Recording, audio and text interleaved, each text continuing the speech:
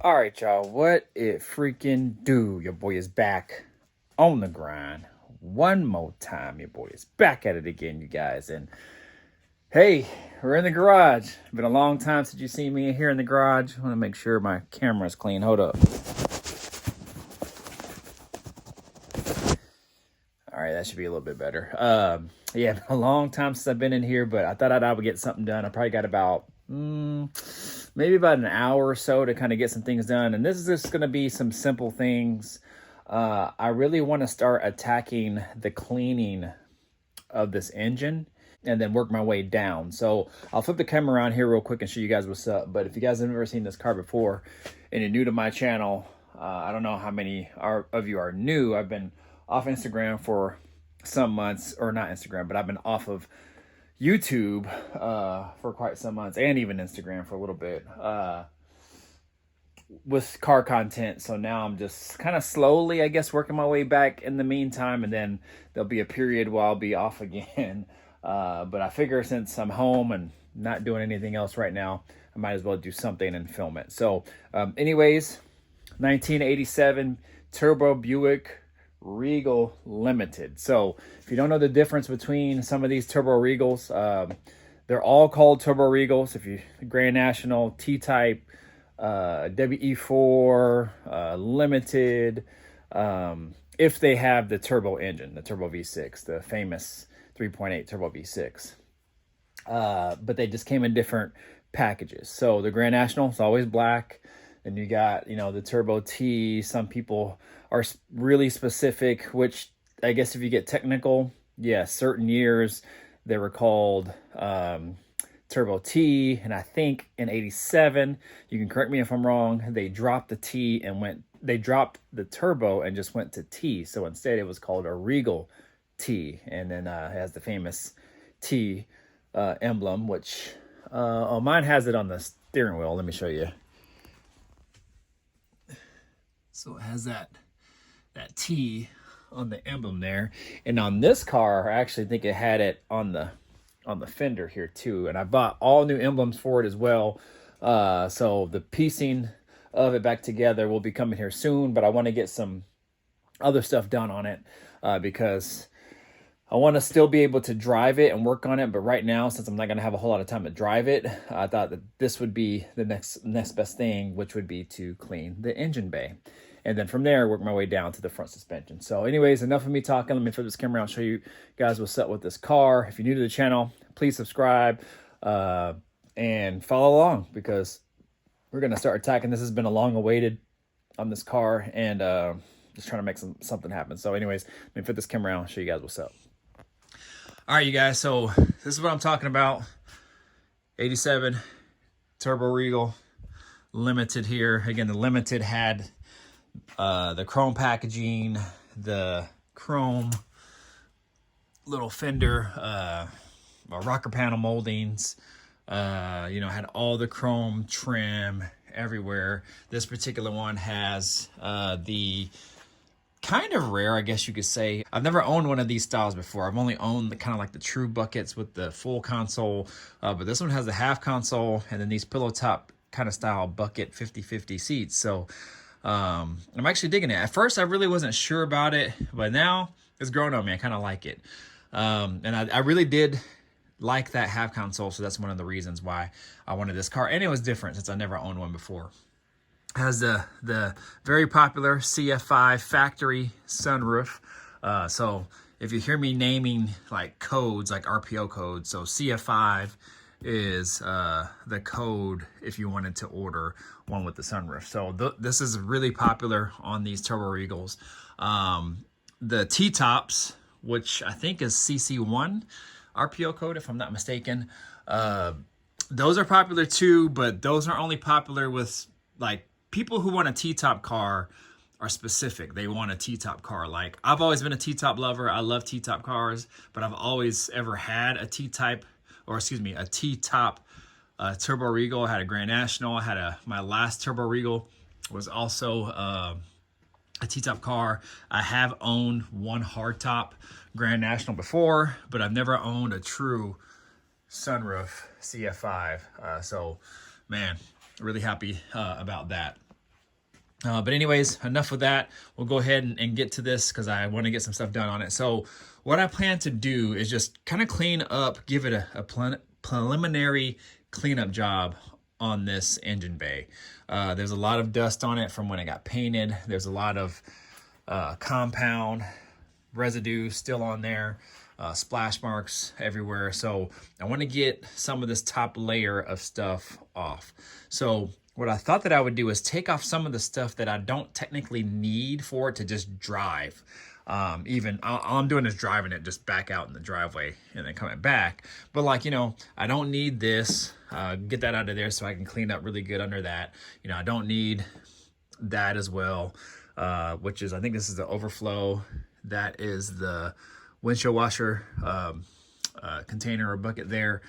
Maybe even disconnect the cruise control, just some of these things that I technically don't really need for it, just to simply move to the driveway and then back in the garage. Maybe even take out the intercooler. So just things like that, you guys. I don't know what I'm going to take off just yet, but just stick with me here. Again, I don't want to ramble on, but there's some things that I want to do to get this engine bay cleaned up. Also, there's some other things. That accumulator there, the braking system, if you guys don't know, I had like this accumulator ball, and I think there's like a motor in it as well, and it helps assist to basically pump and apply pressure to the brake. So you got your accumulator ball. I think that's all has a brake fluid in it. There's a motor in it, and I think there's where is it at? Oh, right there. See that ball there? So I think that also is tied into the braking system as well too. So I think that holds air to help assist supplying pressure to the brakes. Well, these are known for going out, and great idea, because I think they did this because it's a boosted car. You know, this part of the original piece is probably going bad, which it is. I think it's actually leaking. But a lot of people like them because they think that these work better than the regular brake booster vacuum style. So, which they probably do if they're working correctly, but I've never had one that failed on me. I've had this style before, but again, I've never had one that failed on me. And yesterday when I was driving this home, the brake pedal got hard on me. And this is the first time it ever happened for me. I actually thought it wasn't going to stop, and I was on the freeway. The brake pedal was hard, and then when I pushed it in harder, it actually caught and then slowed down. So I was only about halfway home, so I still had another maybe 30 minutes of driving on the freeway, and I was white knuckling it home, you guys. And what I mean by white knuckle is I was holding the steering wheel as tight as I could because I was nervous that this dang thing wasn't going to stop. And, you know, I actually slowed down and kind of tested the brakes a little bit, and it still would stop, but it was just making me nervous because I didn't want them. I've heard horror stories on these going out before. So anyways, I'm glad I made it home. So I'll have to address that at some point. The power steering, I think, is going bad. It's starting to whine and making a weird noise. So gotta replace that. And then there's also some bolt-on parts that I want to put on this engine as well too. So my goal with this engine is to just keep it mostly stock. There are some things that you can do to them now, more up-to-date things to make these engines work better and run better.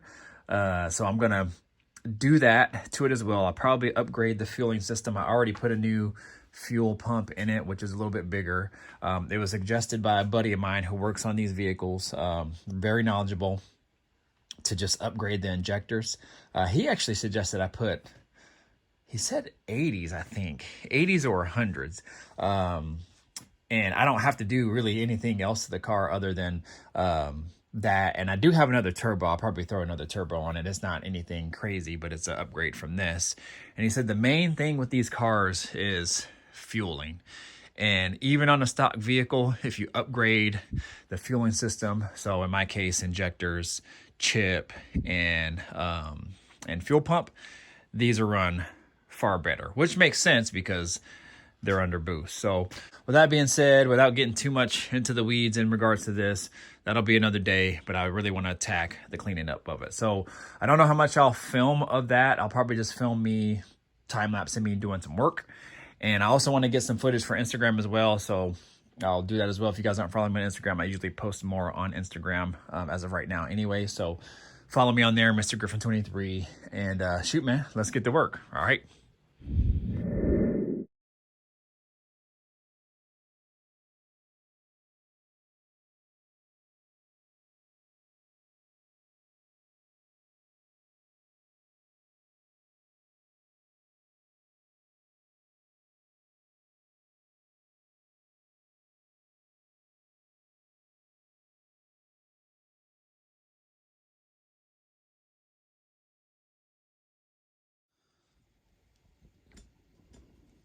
All right, y'all, I've been going at it for about 45 minutes here and pretty much kind of got it where I want it for now. I don't know much of what else I can take off at this moment. Again, I was just taking off some of the easy stuff like the air cleaner, or excuse me, the MAF pipe, air cleaner, again, the tanks here for the overflow, and then the coolant. What else did I take off? The canister here in the corner.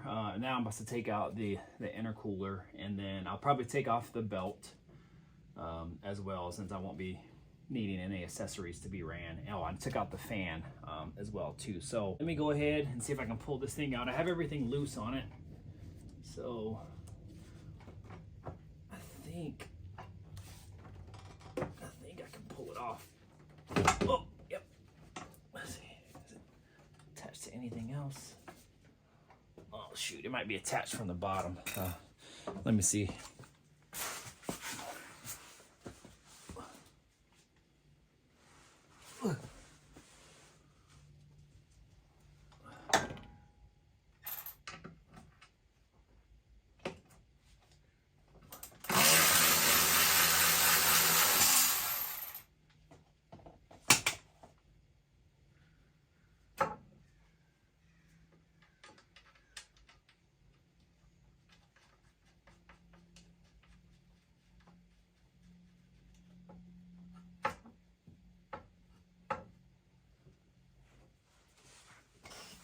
Okay. Yep, so it was still attached from one bolt from the bottom, so now I should be able to pull this out.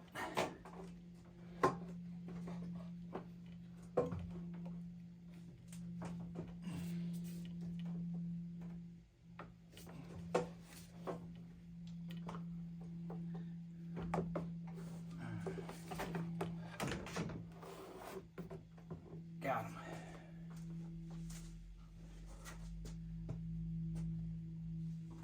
I think we are good to go on that. So we are pretty much kind of where I want it.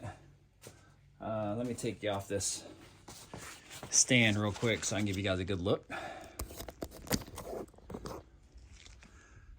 You can see how much room that opens up, and then when this is out, it'll just take out that much more room. But now you can kind of get to everything a little bit more easier. I can also get to the power, or the power steering pump, a little bit more easier down here as well. I think, where is this thing at? I think it's down in here. Yeah, down in there.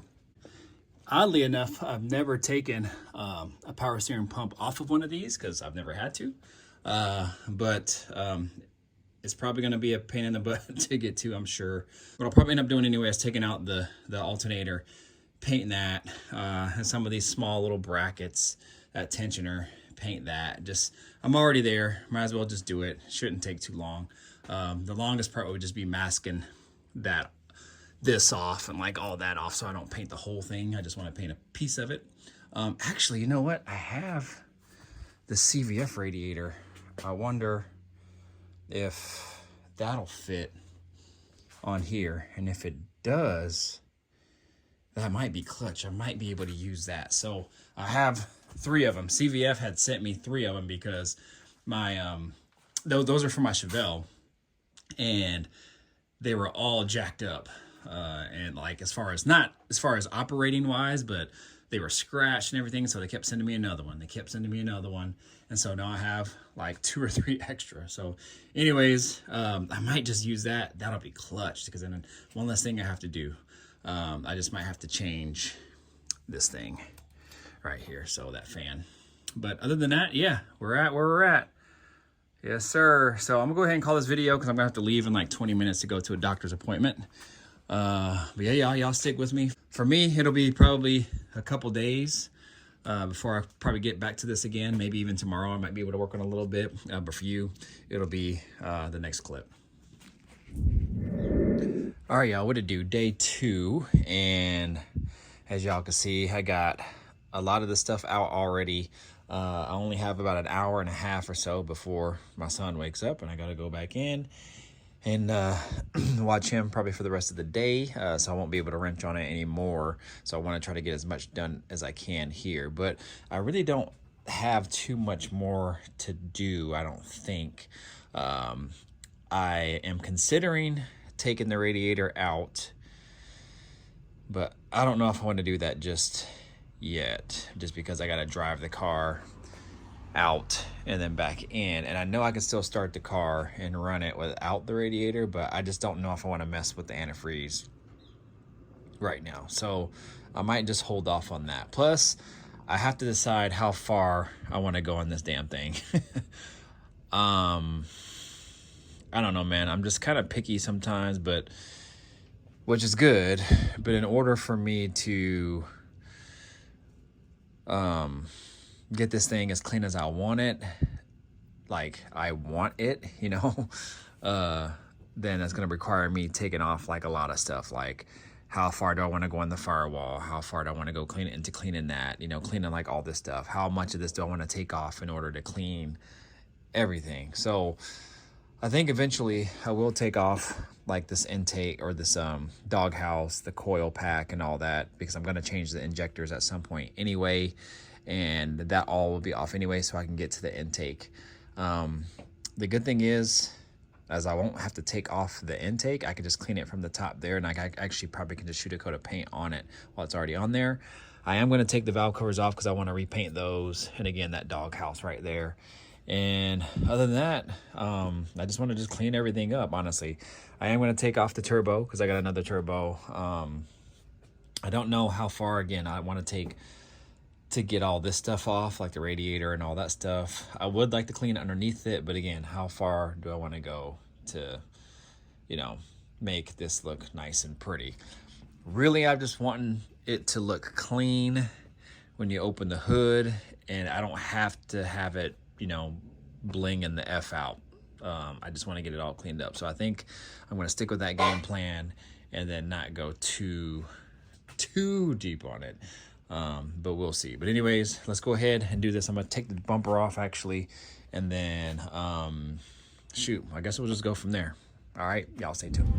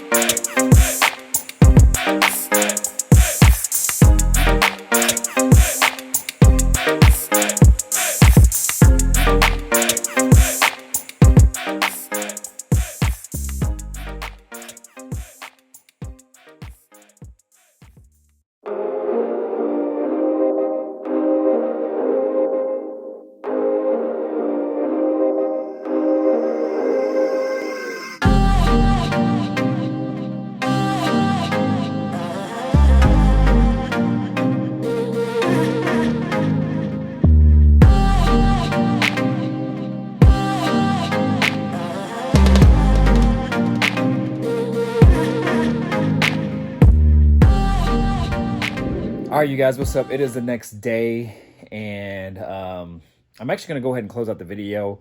I want to get you guys some content, just because I haven't really got you any content on any cars. So I'm going to go ahead and close out this video, but I'm going to show you guys what the product now looks like now that it's been cleaned, and it looks way better.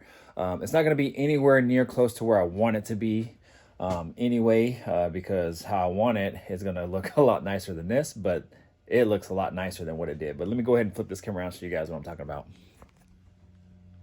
All right, you guys, so here it is. Way better. If I could put a picture up in here in the corner somewhere, you'll be able to see kind of like a before and now after what it looks like. Way better. This was like completely white. That was completely white. It was just dirt everywhere. There was grease everywhere. I was actually able to take my pressure washer to it. I wasn't going to, but then I was like, you know what, let me just go grab it.